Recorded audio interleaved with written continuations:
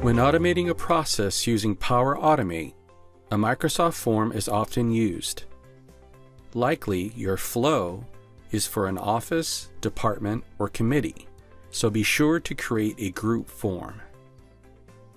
To help make creating your flow easier, follow these best practices when adding form questions. Craft concise, well-worded questions.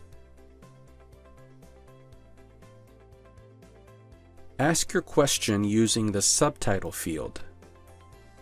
To turn a subtitle on, select the question, select the ... more button, and subtitle. Give your question a topic, which will go in the question field. This will make adding the form data to a flow easier and will make viewing data in Excel cleaner, as the topic will be used as the column header. Use sections to group related questions and to control the number of questions that will display at a time.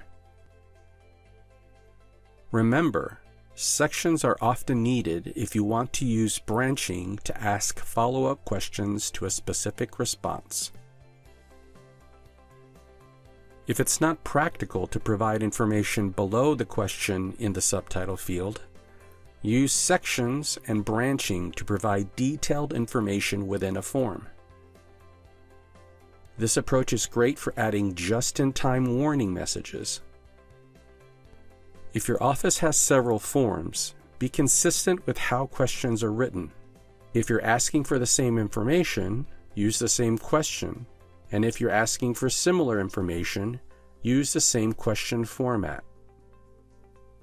Finally, remember that once your form is complete, the form topic for each question will be seen as dynamic content in your Power Automate flow. Make sure the topic name you selected will make sense to you.